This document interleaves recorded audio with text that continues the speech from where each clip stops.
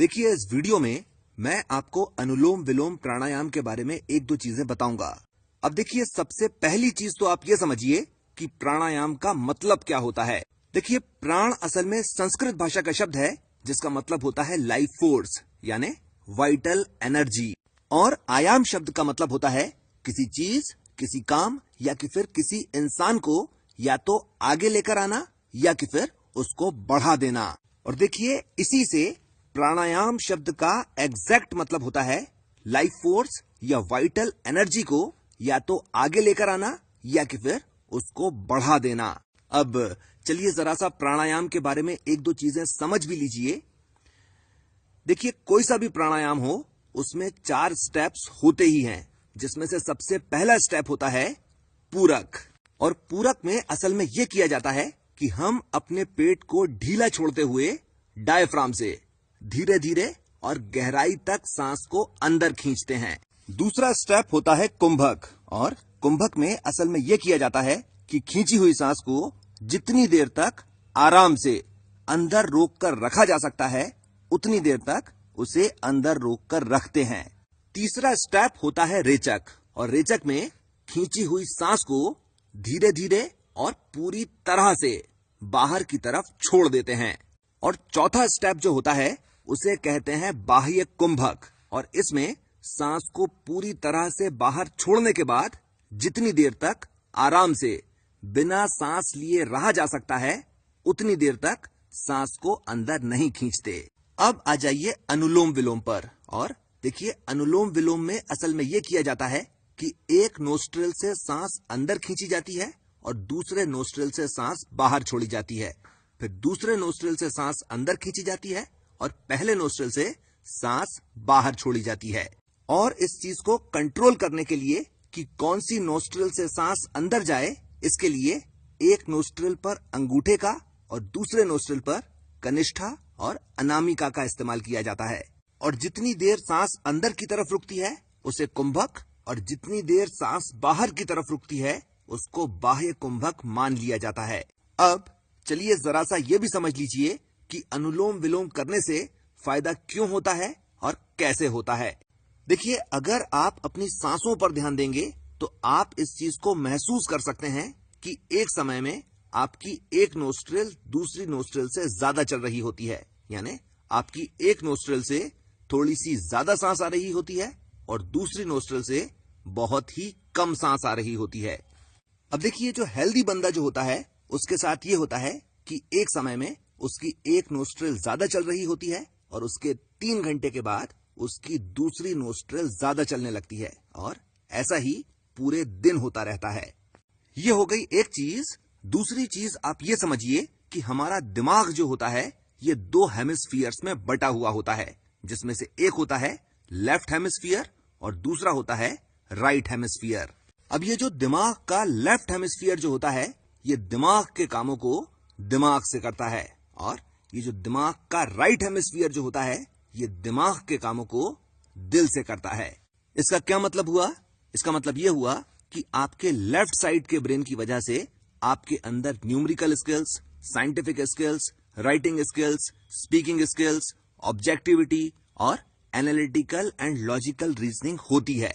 और आपका जो राइट साइड ऑफ ब्रेन होता है इसी की वजह से आप चेहरों को पहचान पाते हो, इमोशंस को महसूस कर पाते हो, आप में क्रिएटिविटी होती है, आप में इमेजिनेशन होती है और आपको म्यूजिक और आर्ट अच्छा लगता है।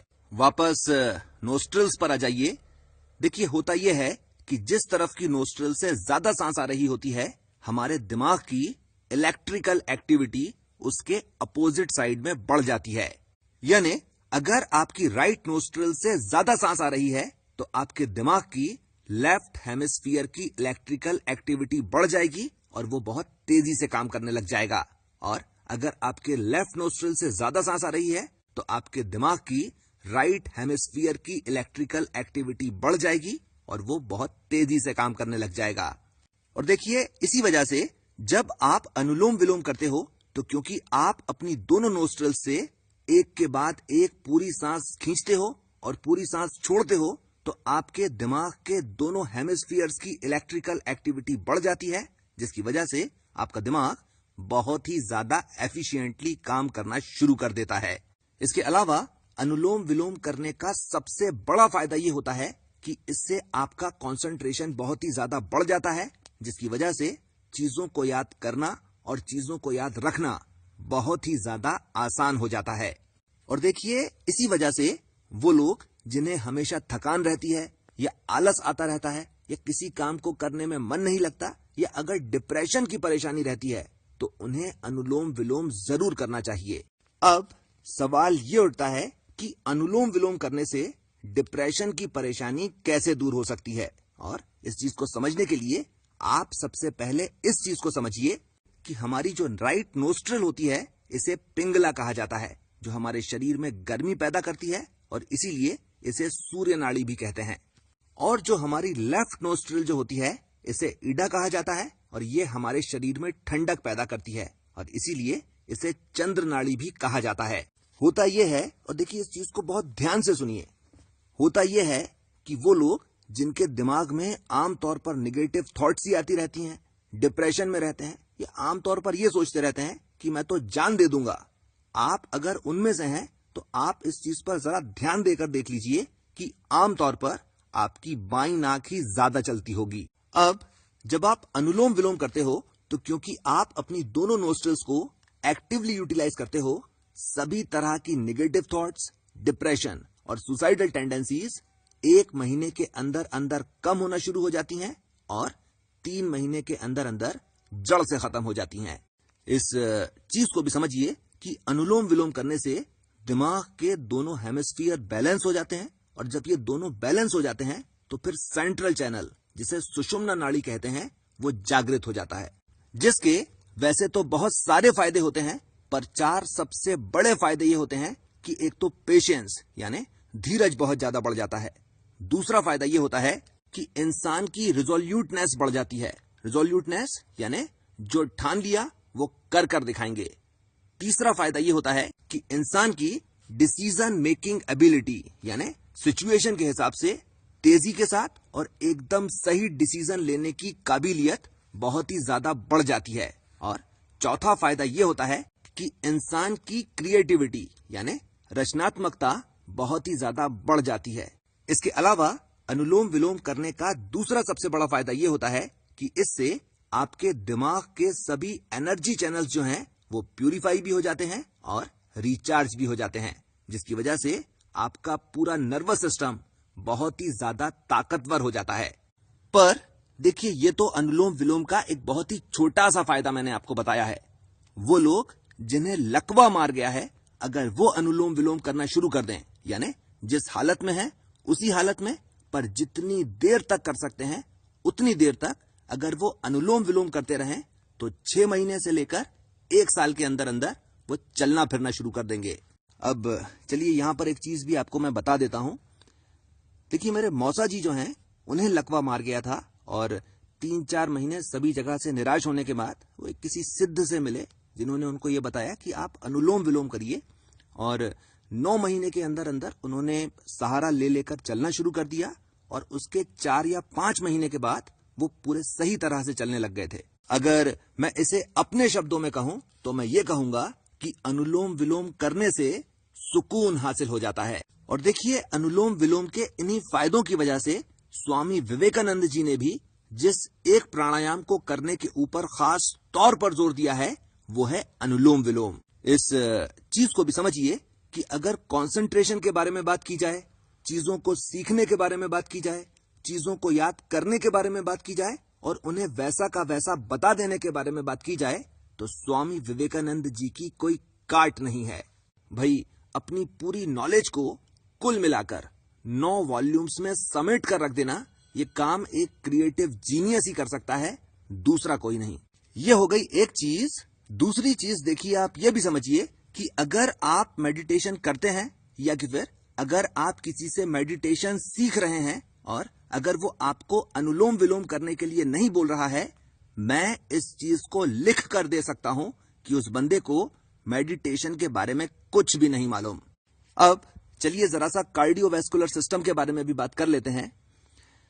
देखिए, अगर आपका दिल कमजोर है, हार्ट में ब्लॉकेज है, हाई ब्लड प्रेशर की परेशानी है या कि फिर लो ब्लड प्रेशर की परेशानी है, आप केवल अनुलोम विलोम करना शुरू कर दीजिए और धीरे धीरे कर न केवल आपकी सभी परेशानियां खत्म हो जाएंगी, बल्कि आपके हार्ट के काम करने की ताकत भी कई गुना ज्यादा बढ़ जाएगी। अब आ जाइए रेस्पिरेटरी सिस्टम पर और देखिए, अगर आपको अस्थमा की परेशानी है, साइनस की परेशानी है या कि फिर किसी भी तरह की एलर्जी है, आप केवल अनुलोम विलोम करना शुरू कर दीजिए और आपकी जितनी भी दवाइयां लगती हैं सब की सब धीरे धीरे कर खत्म हो जाएंगी। इसके अलावा वो लोग जिनकी फैमिली हिस्ट्री रियूमेटिज्म की यानी गठिया, अर्थराइटिस की है, उन्हें अपने शुरुआत के दिनों से ही अनुलोम विलोम करना शुरू कर देना चाहिए। ये हो गई दूसरी चीज। तीसरी चीज देखिए, अनुलोम विलोम करने से वात, पित्त और कफ ये तीनों बैलेंस हो जाते हैं, जिसकी वजह से आपकी क्वालिटी ऑफ लाइफ बहुत ही ज्यादा अच्छी हो जाती है। यानी आप जितनी लिखवा कर लाए हैं, आप रहेंगे तो उतने समय तक ही जिंदा, पर जब तक जिंदा रहेंगे तब तक एकदम स्वस्थ रहेंगे।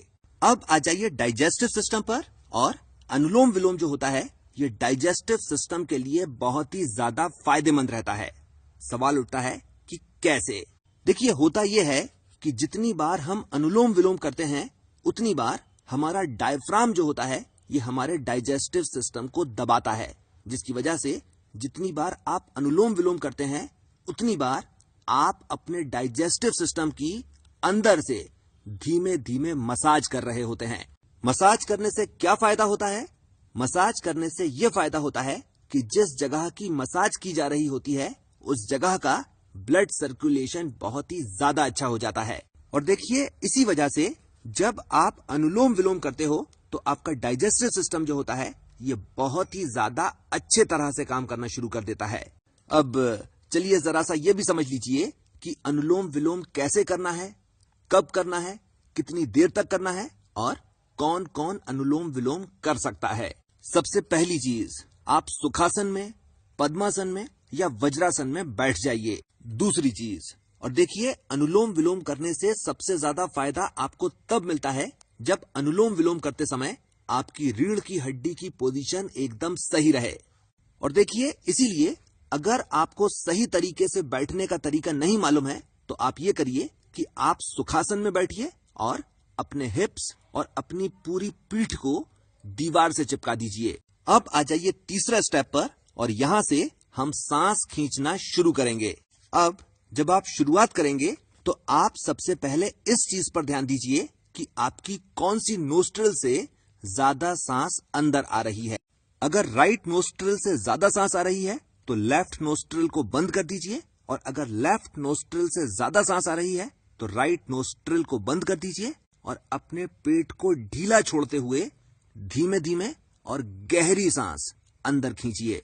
इसके बाद दूसरी नोस्ट्रिल से धीमे धीमे और पूरी तरह से सांस को बाहर छोड़ दीजिए। फिर इसी नोस्ट्रिल से पेट को ढीला छोड़ते हुए धीमे धीमे और गहरी सांस अंदर की तरफ खींचिए और वापस पहली नोस्ट्रिल से धीमे धीमे और पूरी तरह से सांस को बाहर छोड़ दीजिए। यह हो गया एक अनुलोम विलोम। शुरुआत 10 अनुलोम विलोम करने से की जाती है और हर दिन एक अनुलोम विलोम बढ़ाते चले जाते हैं और तब तक बढ़ाते चले जाते हैं जब तक हम एक बार में 30 अनुलोम विलोम करने लायक नहीं हो जाते। जब हमारी काबिलियत एक बार में 30 अनुलोम विलोम करने लायक हो जाती है तो उसके बाद अनुलोम विलोम करना बंद कर देते हैं और उसके बाद नाड़ी शोधन प्राणायाम करना शुरू करते हैं। और देखिए, नाड़ी शोधन प्राणायाम में असल में यह किया जाता है कि एक नोस्ट्रिल से सांस अंदर खींचते हैं और उसको जितनी देर तक आराम से अंदर रोक कर रख सकते हैं उतनी देर तक अंदर रोकते हैं और फिर उसे दूसरी नोस्ट्रिल से बाहर छोड़ देते हैं। इसके बाद जितनी देर तक बिना सांस लिए रहा जा सकता है उतनी देर तक सांस नहीं लेते और वापस दूसरी नोस्ट्रिल से सांस अंदर की तरफ खींचते हैं और ये साइकिल रिपीट होती जाती है। शुरुआत 10 नाड़ी शोधन प्राणायाम से की जाती है, जिसे बढ़ाते बढ़ाते 30 तक लेकर जाया जाता है। इस चीज को भी समझिए कि नाड़ी शोधन प्राणायाम की सबसे बड़ी खासियत यह रहती है कि जितने फायदे अनुलोम विलोम प्राणायाम करने से मिलते हैं उसके 10 गुना ज्यादा फायदे नाड़ी शोधन प्राणायाम करने से मिलते हैं।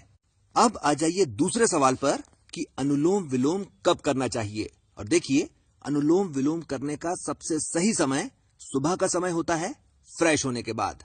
पर अगर आप सुबह नहीं कर सकते तो फिर आपको जब भी टाइम मिल रहा है आप तब कर लीजिए। बस केवल इतना ध्यान रखिए कि अनुलोम विलोम करने से 2 घंटे पहले तक आपने कुछ भी खाया हुआ नहीं हो। अब आ जाइए अगले सवाल पर कि अनुलोम विलोम कितनी देर तक करना चाहिए। और देखिए, अनुलोम विलोम जो होता है ये टाइम के हिसाब से नहीं किया जाता, ये काउंट के हिसाब से किया जाता है। अब आ जाइए आखिरी सवाल पर, कौन कौन अनुलोम विलोम कर सकता है। और देखिए, वो सभी लोग जो जिंदा हैं और सांस ले रहे हैं, वो सभी लोग अनुलोम विलोम कर सकते हैं। इस वीडियो में आपने जितने भी स्केचेस देखे हैं, ये सभी स्केचेस दीपक कुमार चौधरी ने बनाए हैं। Thank you Deepak, thank you very much. इसके साथ मैं अपनी बात खत्म करता हूं। आपने मुझे इतना समय दिया, थैंक यू वेरी मच।